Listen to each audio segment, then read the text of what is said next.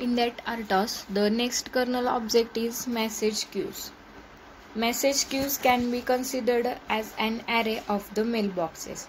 Some of the application of the message queues are the taking in the input from keyboard to display output, reading voltage from sensor or transducer, data packet transmission in a network. In many applications, there are need for the two or more several tasks able to the share data. This can of the course be done using the buffer protected by the semaphore. But many times it is much better to use the message queues, as this is also add the task synchronization and the possibility to queue the data of the another task does not have the possibility to handle the movement. What is the message queues?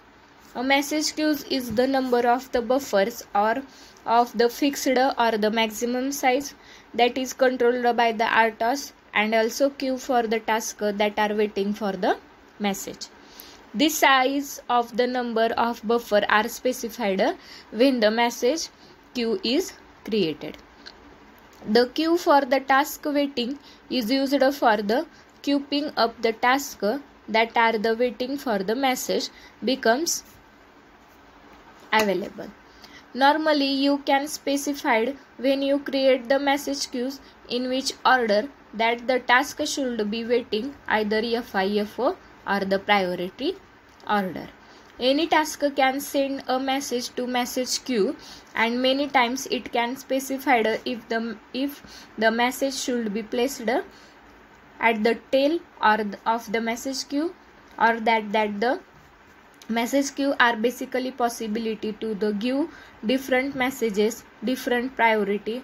Some RTOS also have the possibility to let a task decided if it wants to wait to send this message if message queue are already full. When the message is sent to message queue, it is copied from the sending task buffer into the buffer that is the controlled by the RTOS. Any task can read message from a message queue. If the message queue is empty, the task can decide if I want to wait or not. When the message is received from the message queue, it is copied from a buffer that is controlled by the RTOS to the receiving task buffer. This means the sending message from one task to the another task. The message has goes to be copied twice, and this can course be time consuming. So many times a message is just a pointer to buffer that hold the data. Please notice that the message are sent to queue, not to a task, and also received from a queue, not from a task. But of the course many design obvious which task that are the sending and receiving message, but some design this may be decided during the execution time.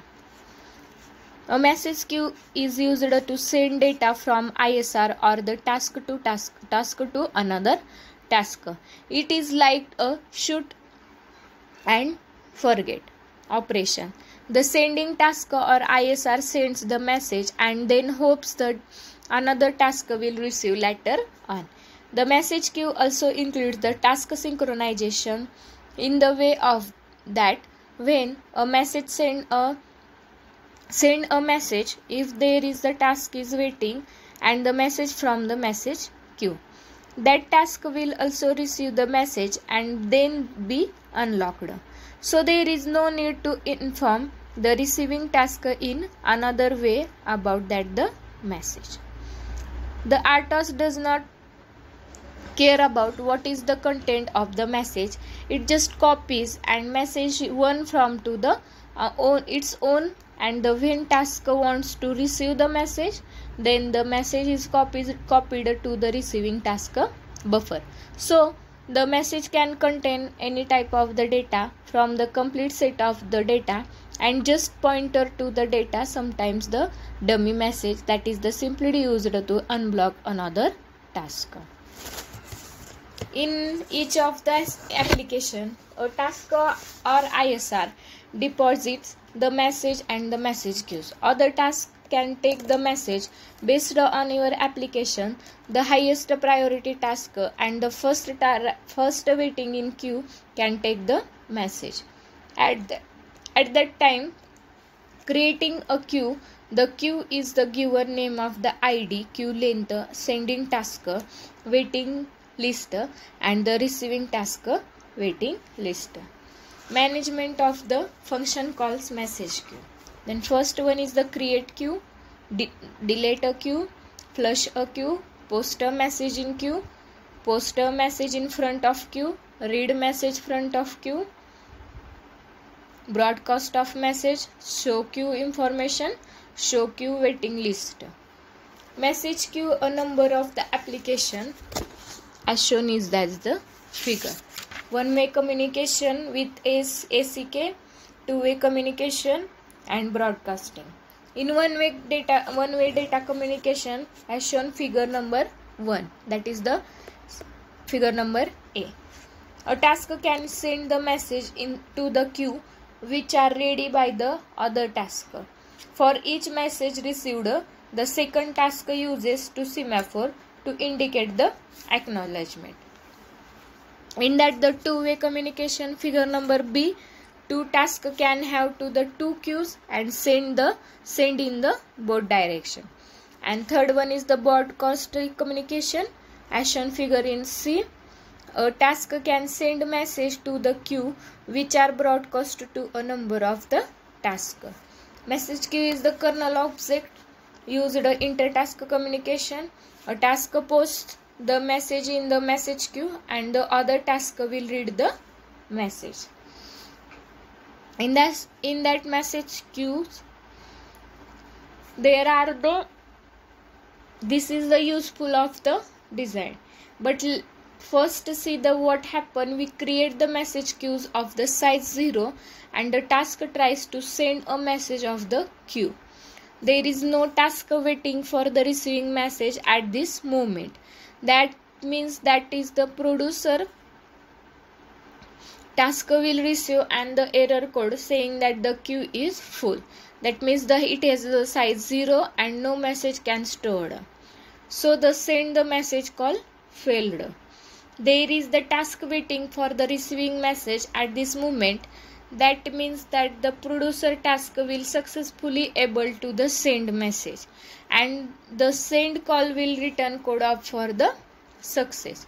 So this is the two cases that can we have. So the producer task will when the tries of the send a message immediately find out if there is the task waiting for the message or the not viva, the return code send the call.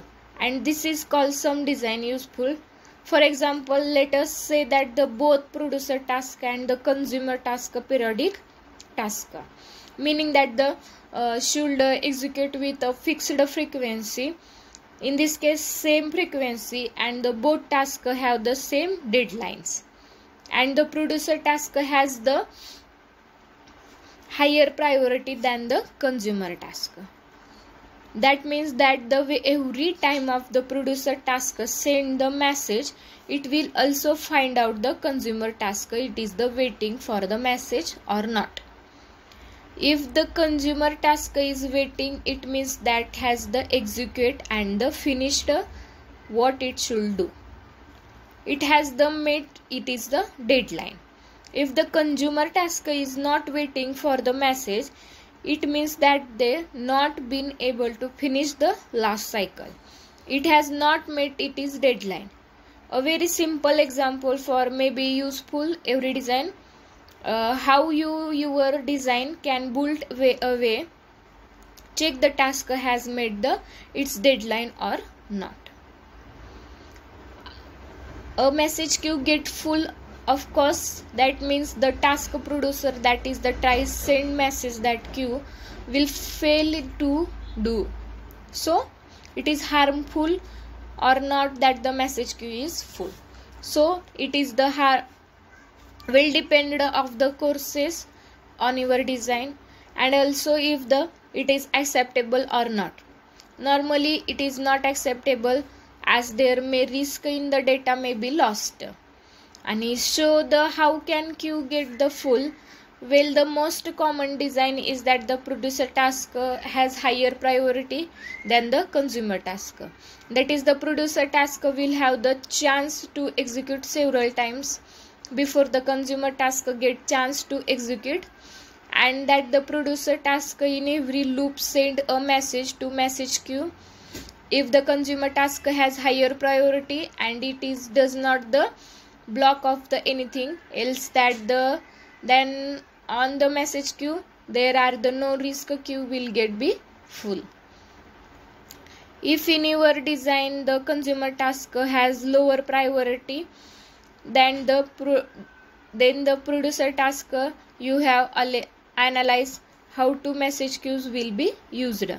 The same situation which is maybe even more complicated, it is of course that the message are sent by the ISR, so the frequency of the message must be analyzed.